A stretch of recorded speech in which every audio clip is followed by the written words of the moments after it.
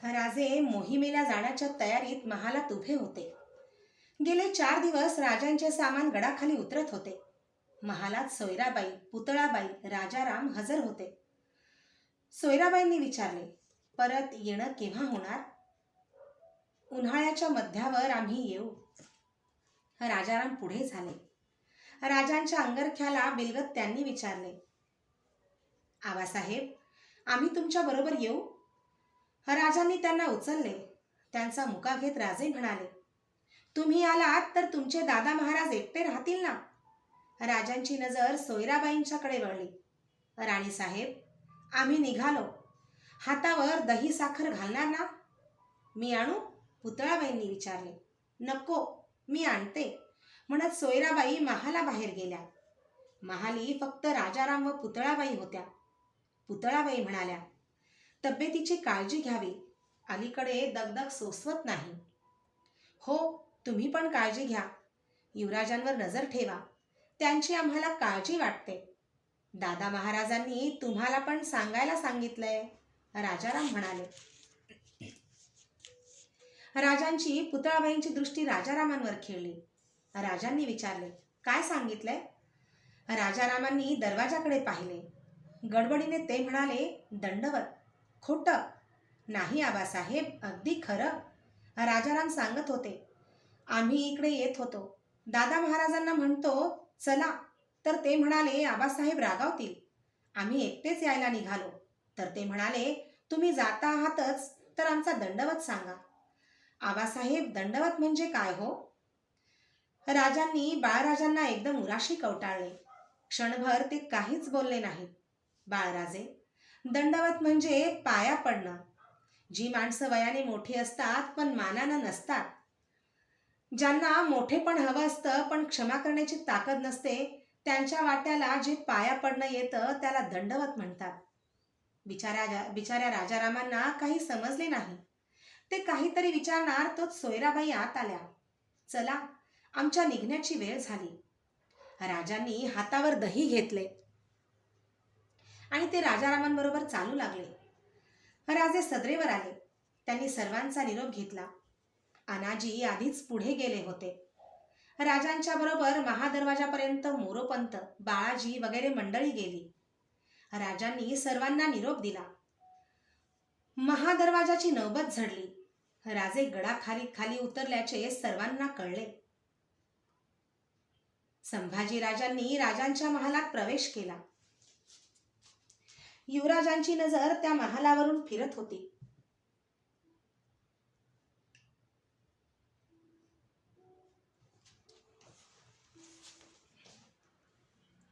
मनोहारी पलंगावर आच्छादन घालीत होती. पावलांच्या आवाजाबरोबर मनोहारीने मागे वळून पाहिले. युवराजांना पाहून मनोहारीच्या चेहऱ्यावर स्मित झळकले. युवराज पलंगाजवळ आले. पलंगाखाली ठेवलेली तस्ते पाहून त्यांना आश्चर्य वाटले.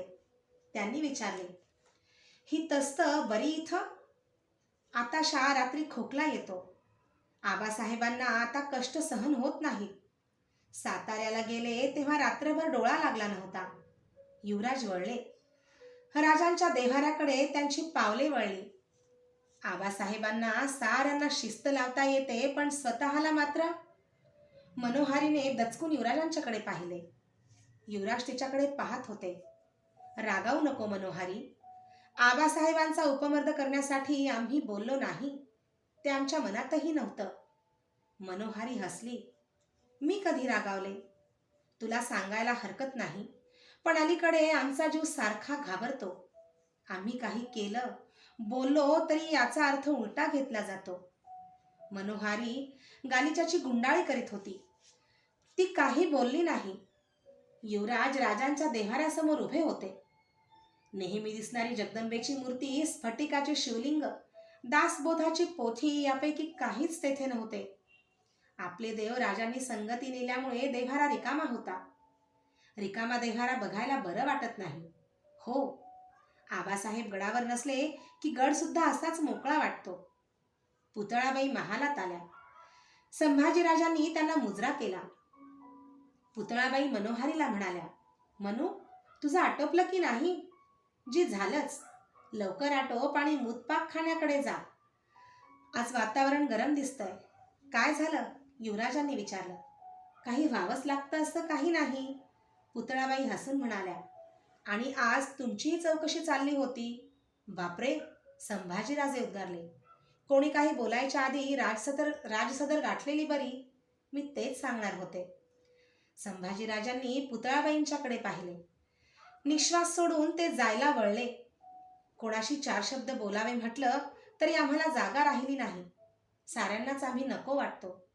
शंभूराजे, मागे वळा. शपथ आहे, पाऊल पुढे टाकाल तर. संभाजीराजांनी मागे वळून पाहिले. पुतळाबाई निश्चल नजरेने त्यांच्याकडे पाहत होत्या. त्यांच्या चेहऱ्यावरचे स्मित कायम होते, पण नाकपुड्या रुंदावल्या होत्या, डोळे पाणावले होते. एकदा बोललात, मी असेपर्यंत पुन्हा असं बोलू नका. उभ्या जागी संभाजीराजे गहिवरले. ते बोलण्याचा प्रयत्न करीत असतानाच त्यांच्या कानांवर शब्द आले, जा. संभाजीराजे सदरेवर गेले. तेव्हा सदर उभी होती. मोरोपंत, आनंदराव, बाळाजी, रघुनाथ पंथ ही मंडळी हजर होती. खुद्द सोयराबाई सदरेवर होत्या. त्यांना पाहून संभाजीराजांना आश्चर्य वाटले. त्यांनी मुजरा केला. साऱ्यांनी संभाजीराजांना मुजरे केले. सोयराबाईंच्या चेहऱ्यावर वेगळेच हसू प्रकटले.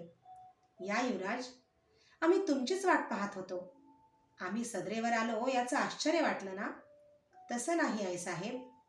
आम्हाला का सदरेवर यायची हौस आहे, पण करणार काय? युवराज आपला महाल सोडायला तयार नाहीत. मोहिमा तशाच अडून पडलेल्या. आज्ञा झाली तर आम्ही मोहिमेवर जाऊ. कोण सांगणार जा म्हणून? धरलं तर चावतं, सोडलं तर पळतं असं झालंय. आपला संतापावरून संभाजीराजांनी विचारले. आम्ही समजलो नाही? त्यात न समजण्यासारखं काय आहे? तुम्हाला मोहिमेवर पाठवलं आणि काही प्रताप गाजवलेत तर त्याला जबाबदार कोण राहणार? त्याचसाठी आम्ही गडावर राहिलो. नुसतं राहून काय उपयोग? त्याला स्वभाव कसा बदलेल? आईसाहेब, डोळे कशाला काढता? आम्हाला का तुमची थेरं कळत नाही? जगदीश्वराच्या सेवेसाठी नेमलेल्या कलावंतीनी नोकरी सोडून का गेल्या? एकदा गळ्यातील कवड्यांची माळ उतरली, मोकळे झालात. संभाजीराजांना ते सारे असह्य झाले. सारे खाली माना घालून उभे होते. भर सदरेत सोयराबाईंनी असे बोलावे हे कोणालाच रुचले नाही. संभाजीराजांची संतप्त नजर सोयराबाईंवर खिळली. संभाजीराजांना आलेला संताप पाहून सोयराबाईंना आनंद झाला होता, पण तो क्षणभरच टिकला. आईसाहेब, फार गैरसमज होतोय आपला. कलावंतीनी पळाल्या त्या आमच्या वर्तनामुळे नव्हे, तुम्हाला सल्ला देणाऱ्या अनाजींच्यामुळे पळाल्या. युवराज, सोयराबाई म्हणाल्या. ऐका, फार ऐकलं, आता थोडं ऐकून घ्यावं. कलावंतिनींची बिदागी त्यांना पोहोचली नाही. कलावंतिनींना राहायला गडावर घरटं दिलं नाही. त्या जाचाला कंटाळून कलावंतिनी नोकरी सोडून गेल्या. हवं तर मोरोपंतांना अथवा खुद्द अनाजींना विचारा. या विषयात आपल्याला सर्व माहिती दिसते. शांतपणे संभाजीराजे म्हणाले. आईसाहेब, आपल्या ध्यानी येत नसेल म्हणून मी सांगतो. ही सदर आहे. आम्ही युवराज आहोत. आबासाहेबांनी आम्हाला राजकारणात गुंतवलं आहे. इथं बेइज्जत झालेली आम्हाला खपणार नाही. युवराज, मोरोपंत उद्गारले. खामोश. आणि गेलेल्या कलावंतिणींबद्दल म्हणाल तर त्यांना आणण्यासाठी खुद्द मोरोपंतांनी पत्र पाठवली आहेत. थोड्याच दिवसात कलावंतिनी गडावर सेवेला हजर होतील. कलावंतिनी नेमल्या त्या आम्ही नव्हे, आबासाहेबांनी. त्यांना या विषयात कितपत ज्ञान आहे ते आम्हाला माहीत नाही. युवराज, संतप्त सोयराबाई उसळल्या. हा आईसाहेब, आता काही न बोलता आपण इथून जावं ही आमची नम्र विनंती आहे. सदरेवर घडलेला प्रकार जर आबासाहेबांच्या कानांवर गेला तर त्यांना आनंद वाटेल असं आम्हाला वाटत नाही. शेवटच्या वाक्याने सोयराबाई भानावर आल्या. सर्वांवरून नजर फिरवून त्या महालाबाहेर गेल्या. मोरोपंत अकोला सोंधे मोहिमेवर रवाना झाले. संभाजीराजे मात्र गडावरच राहिले. पाचाडला सुद्धा ते कधी उतरले नाही. कवी कलश यांच्याबरोबर किंवा आपल्या महालात ते नेहमी असत. सोयराबाईंच्या महाली मात्र मंत्र्यांची वर्दळ वाढली होती. नकळत राजकारणाची सूत्रे तिथून फिरू लागली होती. सकाळी स्नान आटोपून संभाजीराजे महालात आले. येसूबाईंनी दुधाचा पेला समोर ठेवला. तो पेला उचलत संभाजीराजांनी सांगितले. आम्ही देवाला जाऊन येतो. लवकर यावं. का? आज सासूबाई जाणार आहेत. कुठं? साताऱ्याला. ते बरं. आपल्याला माहीत नाही? काय? आबासाहेबांची तब्येत बरी नाही म्हणून कालच बातमी आली. तब्येत जास्त बरी नाही म्हणे. संभाजीराजे क्षणभर विचारात राहिले. दुसऱ्याच क्षणी दूध संपवून ते महालाबाहेर पडले. सदरेवर बाळाजी काहीतरी लिहित होते. संभाजीराजांना पाहून ते गडबडीने उठले. बाळाजी, काल साताऱ्याहून खलिता आला? जी. मग तो आम्हाला का दाखवला गेला नाही? तो राणीसाहेबांनी घेतला. कोणाच्या नावाचा खलिता होता? रामचंद्र पंतांच्या. असं? आबासाहेबांची तब्येत बरी नाही? जी. काय होतं? इथून गेल्यापासून तब्येत बिघडली आहे. मस्तक शूळ आहे. दिवसेंदिवस प्रकृती बिघडत आहे. बाळाजी, युवराज म्हणून नको, पण त्यांचे चिरंजीव म्हणून तरी हे आम्हाला सांगायचं होतं. घर फिरतं आहे. वासे पण फिरायचेच. पण असलं वर्तन एक ना एक दिवस सर्वांनाच त्रासदायक होईल. संभाजीराजे तसेच वळले. ते सरळ सोयराबाईंच्या महाली गेले. बाहेरच्या सोप्यात सामानाच्या संदुकात तयार होत होत्या. आतून आलेले रामराजे ओरडले, दादा महाराज आले. संभाजीराजांना बिलगत ते म्हणाले, आम्ही साताऱ्याला जाणार. ठीक. राजारामांच्या सह संभाजीराजे बैठकीच्या खोलीत गेले. सोयराबाई येताच मुजरा झडला. सोयराबाईंनी विचारले, सदरेचे युवराज महाली बरे आले? त्या प्रश्नाकडे दुर्लक्ष करीत संभाजीराजांनी विचारले, आबासाहेबांची तब्येत बरी नाही? हो. आपण साताऱ्याला जाणार? हो. का? आम्ही येऊ? फक्त आम्हालाच बोलावलं आहे. असं? आणखीन काही विचारायचं होतं? संभाजीराजांनी सोयराबाईंच्याकडे पाहिले, मुजरा केला आणि ते निघून गेले. 2 प्रहरी सोयराबाई आणि राजाराम दासी परिवारासह गडाखाली उतरले. संभाजीराजांच्या मनाची तगमग झाली होती. ते कवी कलशांच्याकडे गेले. कवी कलशांच्या बैठकीवर संभाजीराजे बसले. कलश आपल्या संजाबावरून हात फिरवीत त्रस्त युवराजांच्याकडे पाहत होते. युवराज, जीवावरचं दुखणं आहे, पण महाराज यातून बरे होतील. मी कुंडली पाहिली आहे, काळजी करू नका. संभाजीराजांचे डोळे भरून आले. आबासाहेब आजारी आहेत आणि त्यांना आम्ही भेटू शकत नाही. आम्ही फक्त नावाचे युवराज राहिलो. शांत व्हा युवराज. हीच परिस्थिती कायम राहणार नाही. वारे बदलू लागतील. महाराजांचं मन वळेल. पण काय? भविष्यकाळ कठीण आहे. आपल्या विरुद्ध अनेक शत्रू उभे राहतील असं दिसतं. यापुढची पावलं सावधगिरीने टाकायला हवीत. महाराजांनीही काय सांगता? युवराज, राजकारणात माया ममतेला स्थान नसतं. महाराजांसाठी एक होम करावा असं वाटतं. विलंब न लावता करा. मी पंतांना पाठवतो. सर्व साहित्य मागून घ्या. युवराज उठले.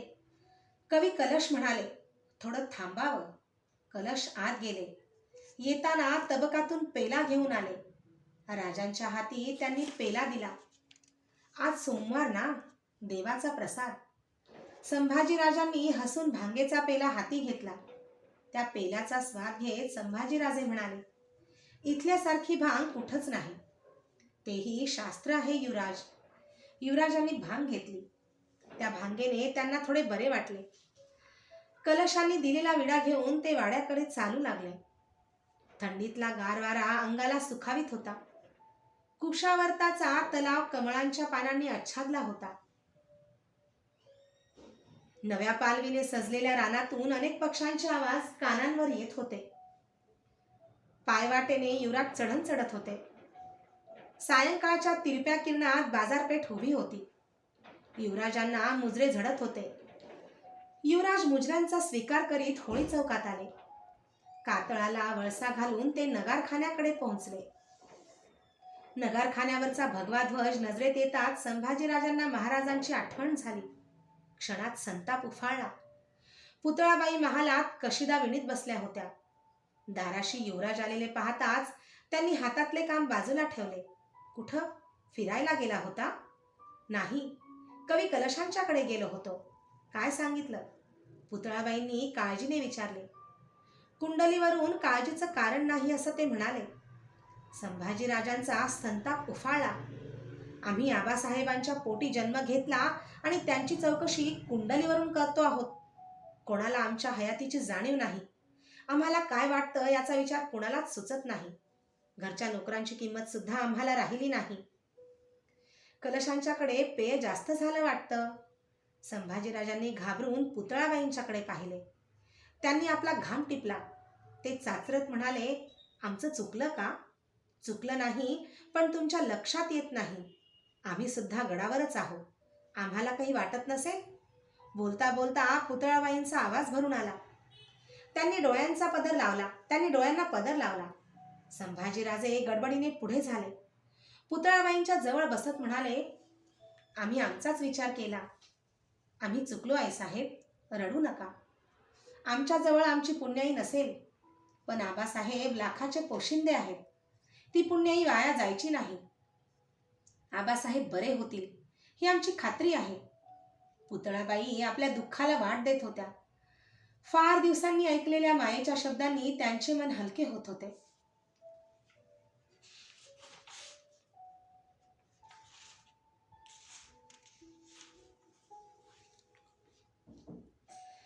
साताऱ्याचा किल्ला पहाटेच्या विरळ धुक्याने आच्छादला होता. किल्ल्याच्या पायथ्याशी चिमुकले सातारा गाव अंग दुमडून बसले होते. सूर्योदय झाला आणि धरित्रीचे रूप पालटले.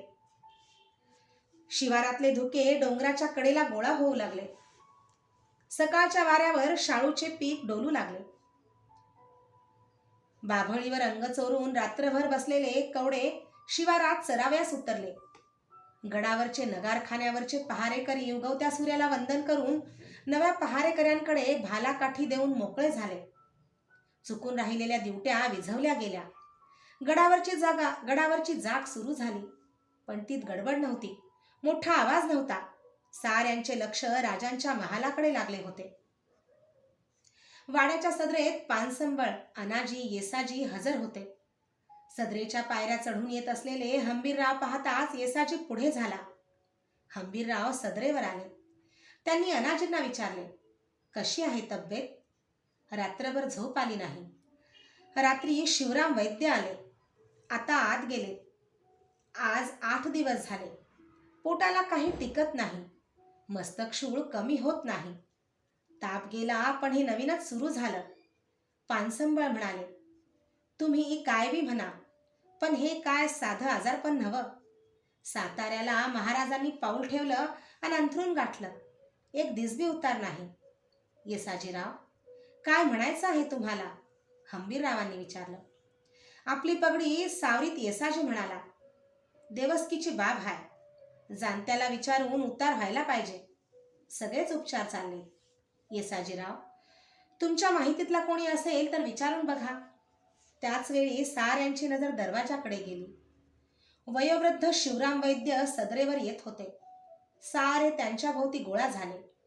आपल्या पांढऱ्या भुवयांवरून हात फिरवीत वैद्यांनी सर्वांच्याकडे पाहिले.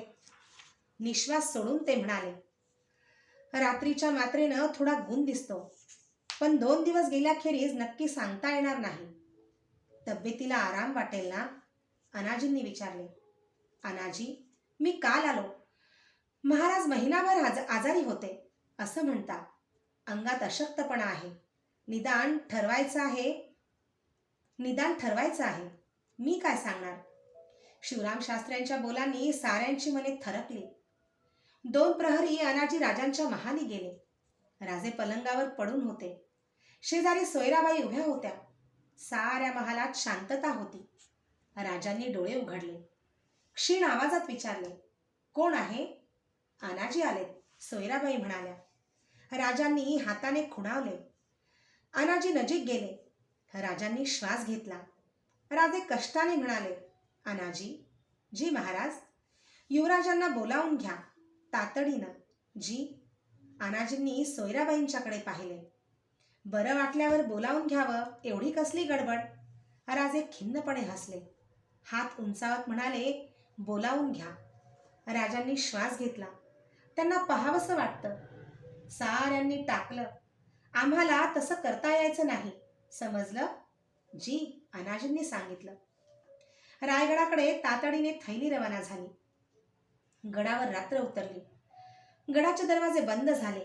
गारवा जाणवू लागला. किल्ल्यावर ठाई ठाई पलोते पेटले. त्याचे टेंबे वाऱ्यावर फरफरत होते. पहारेकरी जाग देत होते. महालात राजांना थोडी निद्रा लागली होती. अचानक त्यांना जाग आली. त्यांनी हाक मारली, कोण आहे? पानसंबळ पुढे झाले. जी, दाराशी समर्थ आले. आम्हाला ते हाका मारत आहेत. राजांचा बोलण्याचा अर्थ पानसंबळांना समजेना. ते घाबरले. धीर करून ते म्हणाले, वैद्यांना बोलावतो. नको. हात हलवीत राजे म्हणाले, माझी तब्येत बरी आहे. किल्ल्याच्या दाराशी जा. समर्थ आले आहेत, त्यांना घेऊन या. जी म्हणून पानसंबळ गेले. सदरेत अनाजी येसाजी हंबीरराव बसले होते. पानसंबळांनी राजाचे बोलणे सांगितले. अनाजी चिंतेत पडले. येसाजी उठून गेला. अनाजी म्हणाले, हा नवा प्रकार दिसतो. गडाच्या दरवाजाशी कोण आलं असतं तर कळलं नसतं का? चौकशीला कुणाला तरी पाठवा. हंबीरराव म्हणाले. चौकशीसाठी सेवक पाठवला गेला. सारे चिंतातूर होऊन बसून राहिले. वेळ क्षणाक्षणांनी सरत होती. येसाजी सदरेवर आला तेव्हा त्याचा चेहरा आनंदित दिसत होता. तो म्हणाला, पंत, स्वामीजी आले. अनाजींनी आश्चर्याने मान वर केली. समर्थ शिष्य कल्याण स्वामी येसाजी पाठोपाठ येत होते. नकळत सारे उभे राहिले. सर्वांनी कल्याण स्वामींना वंदन केले. येसाजी सांगत होता, मला संशय आला म्हणून दरवाजाकडे गेलो. बघितलं तर खरंच स्वामीजी बाहेर उभे. देवडीवरील दरवाजा उघडनात. स्वामीजी हाका मारित होते. आश्चर्य आहे. त्यात आश्चर्य कसलं? कल्याण म्हणाले. राजांची तब्येत बिघडल्याचं जर समर्थांना शिवथरी कळतं तर त्यांच्या शिष्यांना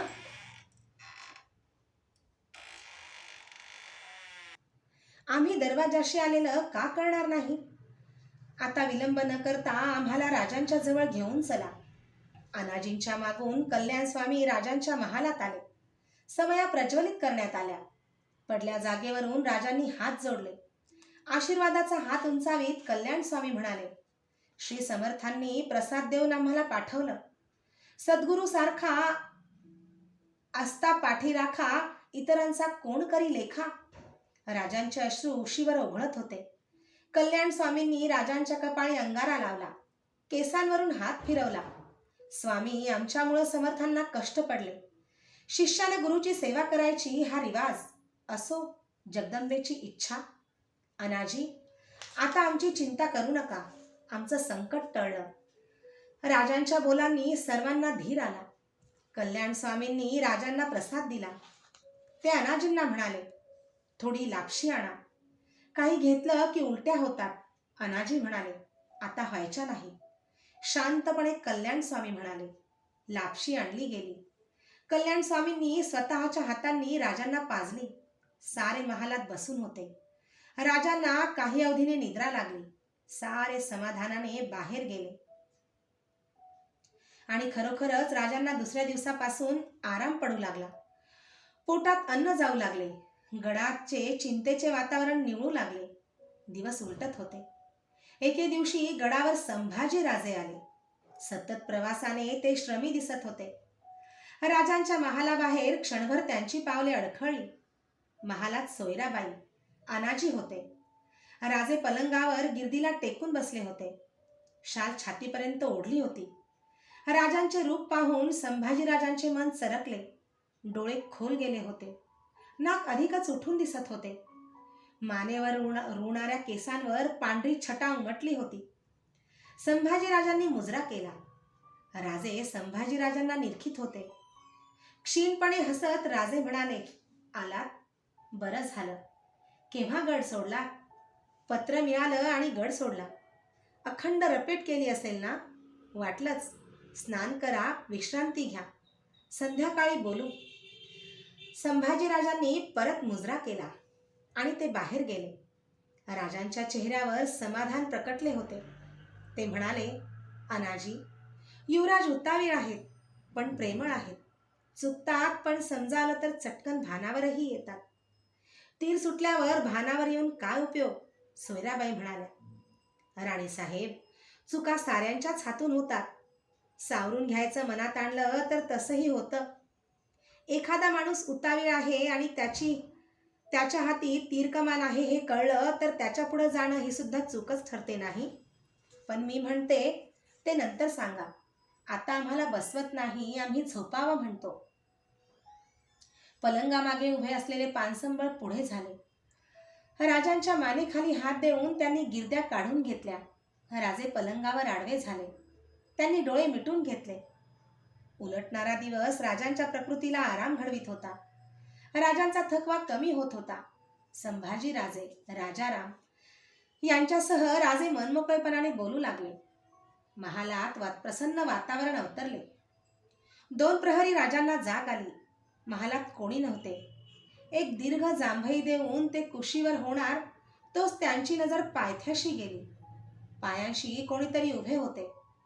उन्हाचा त्रास होऊ नये म्हणून खिडक्यावर सोडलेल्या पडद्यांमुळे व्यक्ती अस्पष्ट दिसत होता. कोण आहे? राजांनी विचारले. नजर स्थिरावली. पडल्या जागेवरून ते उद्गारले, कोण? शंभू? संभाजीराजे काही न बोलता उभे होते. त्यांनी एकदम महाराजांचे शाली बाहेर आलेले पाय पकडले. जमिनीवर गुडघ्यांवर बसून राजांचे दोन्ही पाय हातांच्या पकडीत धरून त्यावर मस्तक टेकून ते बसले होते. सारे अंग हलत होते. संभाजीराजांच्या आसवांनी राजांचे पाय भिजत होते. अरे शंभू, हे काय? काय झालं? म्हणत राजे कष्टाने उठले. त्यांनी संभाजीराजांच्या काळ्या भोर केसांवरून हात फिरवला. उठ राजा, असा घाबरू नको. आमच्या आजाराची इतकी काळजी वाटते? खुळा आहेस. इतक्या सहजासहजी मरण्यासाठी आम्ही जन्माला आलो नाही. समर्थांचा प्रसाद आला, आता बरं वाटतं आहे. काळजी करू नको. उठ उठ म्हणतो ना. संभाजीराजांनी पाय सोडले नाहीत. ते म्हणाले, मी एवढा का पापी? कसलं पाप? काय बोलता? लोक हवं ते बोलतात, आम्हाला ते ऐकवत नाही. काय बोलतात सांगा. संभाजीराजांची अश्रुपूर्ण नजर राजांच्याकडे वळली. ते भरकन बोलून गेले. म्हणतात आम्ही आपल्यावर विषप्रयोग केला. राजे त्या बोलांनी सावध झाले. त्यांनी संभाजीराजांना जवळ बोलावले. संभाजीराजे जवळ येऊन बसले. राजांचा आवाज नकळत करडा बनला. कोण म्हणतं असं? साऱ्या महालात कुजबूज चालू आहे. नजर वर करून पाहायचं धैर्य आम्हाला उरलं नाही. महालात कोणी नसता एकटं जाऊ नये अशी सूचना आम्हाला केली आहे. कुणी? संभाजीराजांनी उत्तर दिले नाही. राजांनी संभाजीराजांच्या पाठीवर हात ठेवला. राजे, काय सांगता? घरात भावनांची गल्लत झाली तर चालते, भांडण वाढलं तरी चिंता नसते. पण नात्या घरात बुद्धिबळाचे डाव सुरू झाले तर मात्र फार जागरूक राहायला हवं. तुम्ही युवराज आहात. पुढची जबाबदारी फार मोठी आहे. आबासाहेब, आमची शपथ आहे. खरं सांगा, तुमच्या मनात काही नाही ना? तसं असेल तर तुम्ही आज्ञा करा. कोणत्याही कड्यावरून मी स्वतःला लोटून घेईन. राजांनी एकदम संभाजीराजांना जवळ ओढले. ते गहिवरले. संभाजीराजांच्या केसांवरून हात फिरवीत ते म्हणाले, शंभू, कधी कळणार रे तुला? भावनेच्या भरात कड्यावरून स्वतःला झोकून देण्याखेरीज काहीच का तुम्हाला कळत नाही? तुमच्या मागे मी राहीन कसा? संभाजी, तुझ्या हातचं विष सुद्धा पिण्यात मला आनंद वाटेल. सुटली म्हण. असल्या गोष्टींवर विश्वास ठेवीत जाऊ नका. पुसते डोळे. राजांच्या डोळ्यात अश्रू शोभत नाहीत. सारं मुकाटपणे सहन करायला शिकायला हवं. तुम्ही जा, मी सारी चौकशी करीन. संभाजीराजे उठले. शंभू बाळ जी, या आजाराचे देखील उपकार मानावेत असं वाटतं. उपकार नाही तर काय? निदान त्यामुळं तुम्ही जवळ आलात. आपण होऊन आम्हाला बिलगलात. फार दिवसात हे सुख भोगलं नव्हतं. आबासाहेब, शंभू बाळ, आमची संदूक उघडा. वरच्या उजव्या खणात एक चांदीची डबी आहे, तेवढी आणा. संभाजीराजांनी राजांच्या आज्ञेनुसार डबी आणली. आत सुवर्णांच्या साखळीत गुंफलेली कवड्यांची माळ होती. राजांचा हात क्षणभर थरथरला. त्यांनी ती कवड्यांची माळ उचलली. मस्तकी लावली. ते कसे बसे म्हणाले, वाका. राजांनी कवड्यांची माळ संभाजीराजांच्या गळ्यात घातली. फासा बसवला. युवराज, जे झालं त्यात फार वेदना आम्हाला भोगाव्या लागल्या. आता हे देवीचं लेणं जपा. तिची इज्जत राखा. शंभूबाळ, आम्ही खूप जगावं असं वाटत असेल तर ते तुमच्याच हाती आहे. आजपासून तलवारही बाळगा. आणि संभाजीराजांनी राजांच्या पायांवर मस्तक ठेवले. दुसऱ्या दिवशी 2 प्रहरी राजे एकटे असता संभाजीराजे बराच वेळ राजांच्या महाली होते. राजांचा निरोप घेऊन संभाजीराजे उठले. संभाजीराजे दाराशी आले आणि त्यांचे पाऊल अडखळले. त्याचवेळी सोयराबाई आत येत होत्या. संभाजीराजांनी मुजरा केला आणि वाट दिली. सोयराबाई महाली आल्या. संभाजीराजे बाहेर गेले. सोयराबाई राजांच्या जवळ जात म्हणाल्या, युवराज, आणि यावेळी का? आम्हाला भेटायला का वेळ पाहावी लागते? तसं नाही, पण काल सुद्धा आले होते ना? कोणी सांगितलं? सोयराबाई या प्रश्नाने चपापल्या. सावरून घेत त्या म्हणाल्या, कोणीतरी म्हणालं बाई. मला काय करायचं आहे? आपली झोपायची वेळ. आजर अवेळी ते कधी आले नव्हते. प्रसंग सारं काही घडवतो, करायला लावतो. कसला प्रसंग? आमच्या आजाराचा. सोयराबाईंनी निश्वास सोडला. विषय बदलीत त्या म्हणाल्या, कसं वाटतं आता? अगदी बरं वाटतं. दाह थांबला. मस्तक शूळ गेला. भूक लागते. मी नवस केला होता, पावला म्हणायचा. आम्ही आजारी पडलो आणि राज्यात अफवांना केवढं पीक आलं. पंत सकाळी आले होते, ते सांगत होते. लोक म्हणतात आम्हाला विषप्रयोग झाला होता म्हणून. सोयराबाई बेचैन झाल्या. महाराज त्यांच्यावर नजर खिळवीत पुढे म्हणाले, एवढंच नव्हे तर आमच्या कानांवर आलं की खुद्द काय? काही नाही. सांगावं ना, माझी शपथ. पण कुणाला बोलू नका. बिलकुल बोलणार नाही. राजांनी एक वेळ दरवाजाकडे पाहिले. सोयराबाई नजीक गेल्या. हळू आवाजात राजे म्हणाले, सुटली म्हणा. खुद्द संभाजीराजांचा हात आहे यात, असं म्हणतात. सोयराबाईंची निराशा झाली. त्या मान उडवीत म्हणाल्या, हे आम्हाला नवीन नाही. हेच आम्ही सांगितलं असतं तर पटलं नसतं. आताही ते पटत नाही. राजांचा आवाज कठोर बनत होता. नजर सोयराबाईंच्यावर खिळली होती. राणीसाहेब, आम्हाला विषप्रयोग झाला असेल तर नाव युवराजांचं कशाला घ्यायचं? तुम्ही पण जवळ आहात. काय बोलणं हे? ऐका, फार वटवट करू नका. संभाजीराजे तुमचे सावत्र चिरंजीव असले तरी ते थोरले आहेत. बिचारी सई राहिली नाही म्हणून त्यांची उपेक्षा करण्यात काहीच अर्थ नाही. ती गेली म्हणून तुम्ही राणी बनलात. ते उपकार स्मरून तुम्ही युवराजांचा द्वेष करू नका. सोयराबाईंना नजरेला नजर देता येत नव्हती. त्यांच्या अंगाला कापरा सुटला होता. कुणीतरी अफवा उठवणार आणि बस करा. या अफवा कुठून उठतात ते आम्ही जाणतो. अफवा वाऱ्यावर पिकत नसतात. त्यांचं जन्मस्थान आप्त स्वकीयात असतं. राणीसाहेब, आमच्या आजाराचा फायदा घेऊन अशा विषवार्ता पसरवणाऱ्यांच्या जीवात छाटून टाकाव्या असं आम्हाला वाटतं. पण माझा यात काय दोष? दोष तुमचा नाही, आमच्या नशिबाचा आहे. शत्रुगोटातील बित्तम बातमी जिथं आम्ही मिळवतो तिथं असल्या गोष्टींचा छडा लावणं आम्हाला फारसं अवघड नाही. आता अधिक सहन करण्याची ताकद आमची राहिली नाही. संभाजीराजांना हवं तर जवळ करू नका, पण ते युवराज आहेत. त्यांचा मान मोठा आहे हे विसरू नका. यापुढे असले खेळ महालात चालू राहिले तर आम्हाला आपल्या राणीपदाचीही ओळख राहणार नाही. एवढा आमचा संशय होता तर मग इथं राहावं तरी कशाला? डोळ्याला पदर लावीत सोयराबाई म्हणाल्या, हे रडणं थांबवा. आम्ही तेच सांगणार होतो. उद्या रायगडी जाण्याची तयारी करा. इथं तुमची मुळीच गरज नाही. महालाबाहेर येऊनही बराच वेळ सोयराबाईंच्या अंगाचा कापरा कमी होत नव्हता.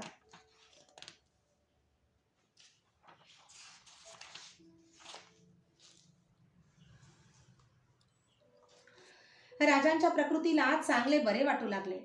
राजे गडावर हिंडू फिरू लागले. राजांच्या आजारात अनाजी, मोरोपंत, निराजीपंत, दत्ताजीपंत, हरजीराजे महाडिक, हंबीरराव, येसाजी ही जवळची माणसे साताऱ्याला गोळा झाली होती.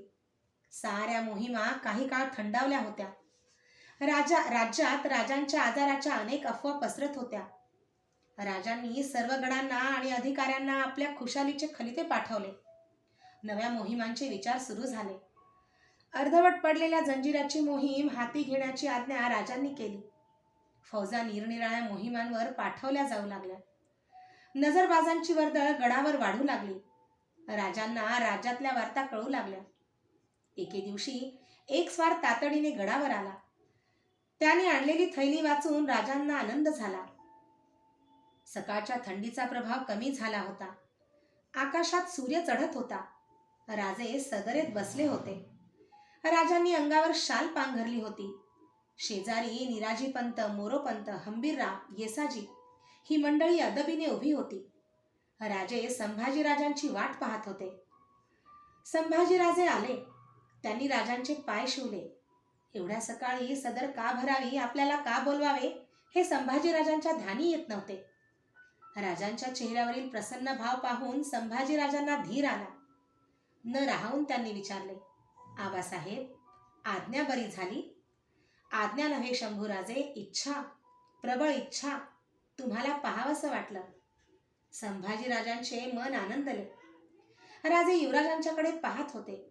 त्यांच्याही चेहऱ्यावर स्मित झळकले.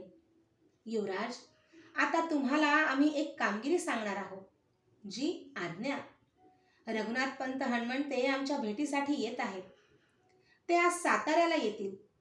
त्यांना सामोरे जाऊन मानानं गडावर घेऊन या. हणमंते यांचे नाव ऐकून संभाजीराजे गोंधळात पडले. खुद्द युवराजांनी सामोरे जाऊन स्वागत करावे अशी ही कोण व्यक्ती? राजांनी युवराजांच्या मनातले भाव ओळखले. ते म्हणाले, युवराज, हे रघुनाथपंत हणमंते तशीच अफलातून आसामी आहे. थोरल्या महाराजांकडे नारो त्रिमल हणमंते मुख्य कारभारी होते. त्यांच्या पश्चात त्यांचे पुत्र रघुनाथपंत यांनी कारभारी पद चालवले. थोरल्या महाराजांचा काळ झाल्यानंतर रघुनाथपंत आमचे बंधू एकोजीराजे यांच्याकडे राहिले. ते आमच्या भेटीसाठी गडावर येत आहेत. काका महाराजांनी काही निरोप पाठवला? तुमचे काका महाराज आमच्याबद्दल तेवढे प्रेम बाळगून नाहीत युवराज. मग? युवराज, नव्या रक्ताच्या माणसांना जुने सल्लागार नको वाटतात. त्यांची अडचण वाटू लागते. रघुनाथपंतांना एकोजीराजांची नोकरी सोडावी लागली. ते भागानगरला नोकरीसाठी गेले. प्रल्हादपंतांकडून ते आम्हाला कळलं. आपली माणसं अशी परदारी जावीत हे मनाला रुचेना. तेव्हा आम्ही त्यांना आमच्याकडे बोलावून घेतलं आहे. अशी अनुभवी माणसं वाऱ्यावर सोडून कसं चालेल? संभाजीराजे आपल्या स्वारांनिशी गडाखाली उतरले. राजे रघुनाथपंतांना पाहण्यासाठी उतावीळ झाले होते. आजवर त्यांची अनेक पत्रे राजांना आली होती. त्या व्यवहारात राजांना रघुनाथपंतांचे दर्शन घडले. त्याने राजे आकर्षित झाले होते. आता सर्वांनाच रघुनाथपंतांना पाहण्याची उत्सुकता लागली होती. सायंकाळी युवराजांच्यासह रघुनाथपंत गडावर येत असल्याची बातमी राजांना आली. राजांनी अंगात दरबारी कपडे चढवले होते. सदर महालात भेटीची जागा ठरली होती. त्यासाठी सदर महाल खास शृंगारला होता. सदर महालात रघुनाथपंत पोहोचल्याची बातमी येताच राजे आपल्या महालातून निघाले. अलकाबाईंचे पुकार उठू लागले. हाती सुवर्ण गुरझप घेतलेले भालदार आदब बजावीत पुढे चालत होते. राजे संथ पावले टाकीत पुढे जात होते. राजे सदरेत आले. मुजऱ्यासाठी माना लावल्या. त्या मुजऱ्यांचा सुहास्य वदनाने स्वीकार करून राजे आपल्या खास बैठकीवर विराजमान झाले. सदर महालात उभ्या असलेल्या रघुनाथपंतांना राजे पाहत होते. रघुनाथपंत उतार वयाकडे झुकले होते. तरीही त्यांच्या शरीरावर तेज होते. डोक्यावर गुलबशी रंगाची पगडीला मोत्यांच्या झिरमिळ्या, अंगात रेशमी अंगरखा, पायात दक्षिणी रुंद काठाचे धोतर आणि उजव्या खांद्यावर जरी पल्लवाचे उपरणे हा रघुनाथपंतांचा थाट होता. रघुनाथपंत रंगाने उजळ होते. घाऱ्या डोळ्यात हास्य सामावले होते. तर रुंद कपाळ व धारदार सरळ नाक बुद्धिमत्तेचे लक्षण सांगत होते. राजांच्या कल्पनेनुसार रघुनाथपंतांचे चित्र उमटले. याचे राजांना समाधान वाटले. रघुनाथपंतांची ही तीक्ष्ण घारी नजर राजांना निरखीत होती. राजांची शोधक नजर रघुनाथपंतांवर खिळली होती. रघुनाथपंतांना नजरेला नजर देणे कठीण गेले. त्यांची नजर आपोआप खाली वळली. राजांच्या चेहऱ्यावर स्मित उजळले. रघुनाथ पंत, आम्ही तुमची भेट घेण्यास उतावीळ होतो. हे आमचं भाग्य. सेवकावर सदैव कृपादृष्टी असावी हीच प्रार्थना. रघुनाथ पंतांनी राजांची कीर्ती ऐकली होती. त्यांच्या राज्याभिषेकाच्या वार्तेने पसरलेली दहशत रघुनाथ पंतांनी पाहिली होती. राजांना प्रत्यक्ष पाहून त्यांच्या मनात भरते आले. राजांनी क्षेमकुशल विचारले. रघुनाथ पंतांनी नजराणा म्हणून दक्षिणेतल्या अनेक वस्तू जडजवाहीर राजांच्या पुढे ठेवले. ती निष्ठा पाहून राजे बहुत संतोष पावले. ते म्हणाले, रघुनाथ पंत, या मौल्यवान गोष्टी आहेत खऱ्या, पण आम्हाला आणखीन एक वस्तूची आवश्यकता आहे. आज्ञा महाराज. रघुनाथ पंत म्हणाले, तुम्ही आमच्या दरबारी कायम असावे अशी आमची इच्छा आहे. त्यापर्यंत सुख नाही. आमचा परंपरागत मुजमूचा व्यवसाय तोच मिळेल तर. आमच्या मनातील गोष्ट तुम्ही सांगितली. आमचे मुजुमदार निळो सोंदेव वारल्यामुळं त्यांची जागा तशीच रिकामी आहे. आम्ही आजपासून तुम्हाला मुजुमदार हुद्दा देत आहोत. राजांनी रघुनाथ पंतांना मानवस्त्रे देऊन मुजुमदारी सांगितली. रघुनाथ पंडित राजांच्या सेवेत रुजू झाले. रघुनाथ पंडित आले तशी दक्षिणेची सारी वार्ता राजांना कळू लागली. एकोजी राजे सामान्य लोक जवळ करून त्यांच्या तंत्राने वागू लागले होते. जुन्या अनुभवी सल्ल्यांची त्यांना आता गरज उरली नव्हती. शहाजी राजांनी मिळवलेली जहागीर अनागोंदी कारभारात विस्कळीत होत आली होती. रघुनाथ पंतांनी हे एकोजी राजांच्या ध्यानी आणून देण्याचा प्रयत्न केला. शिवाजी राजांनी कसा पराक्रम करून राज्य संपादन केले हे त्यांना सांगितले. पण एकोजी राजांना ते पटले नाही. आपण पातशाही दौलत खातो, त्यावरच कमरबंदी करून पातशाही बुडवावी हे उचित नाही असे त्यांना वाटे. रघुनाथ पंतांचे सांगणे एकोजी राजांना रुचेना. तेढ वाढू लागली. भर दरबारी रघुनाथ पंतांचे अपमान होऊ लागले. त्रस्त होऊन रघुनाथ पंतांनी एकोजींची नोकरी सोडण्याचा निर्णय केला. राजांना ती हकीकत ऐकून फार वाईट वाटले. ते म्हणाले, एकोजी राजांनी असं वागायला नको होतं. महाराज, मी पुष्कळ सांगून बघितलं, पण त्याचा परिणाम उलटाच झाला. माझ्यावर इतराजी होण्यापर्यंत मजल गेली. एकोजी राजांच्या पदरी आमची शोभा जतन होणं शक्य दिसेना. तेव्हा ती जागा नाईलाजानं सोडावी लागली. आणि त्यांनी तुम्हाला स्वखुशीनं जाऊ दिलं? राजे उद्गारले. काय सांगावं महाराज. रघुनाथ पंतांचा आवाज कठोर बनला. निरोप घ्यायला गेलो तर आम्हाला एकोजी राजे म्हणाले, इथं केला असला कारभार कुठं करू नका. तो सहन करून घेणारी माणसं भेटणार नाहीत. पंत, महाराज, आयुष्यभर केलेल्या सेवेचं हे फळ. मलाही भान राहिलं नाही. मी एकोजी राजांना सांगून टाकलं, आम्ही सेवक उगेच नाही. दुसरे स्थळी गेलो तरी अर्धासनी तुम्हाला बसू. अगर मनात आणलं तर आम्ही तुमच्या अर्धासनी येऊन बसू. राजे खिन्नपणे हसले. ते म्हणाले, रघुनाथ पंत, स्वाभिमान जरूर असावा, पण तो स्वकीयांच्या नाशाला केव्हाही कारणीभूत नसावा. स्वकीयांच्या बाबतीत क्षमा हीच सदैव आठवावी. संतापाच्या भरात बोलून गेलो तरी ज्या अन्नावर आम्ही पोचलो ते कसं विसरू. आमची तुमच्याकडून हीच अपेक्षा आहे. एकोजी राजांना आम्ही पत्र लिहिली, पण ते आम्हाला परके मानतात. त्यांना एकदा भेटावं, त्यांच्याशी बोलावं असं वाटतं. त्यांनी मानलं नाही तरी आम्ही मोठे. आम्हाला कर्तव्य विसरून कसं चालेल. मग अडचण कसली. अडचण नाही, संधी यायला हवी. ती आपणहून आली आहे. प्रल्हाद निराजींसारखी आपली चतुर माणसं कुतुबशाहीत आहेत. मादण्णा, अक्कण्णा हे कुतुबशाहीचे खरे प्रधान आहेत.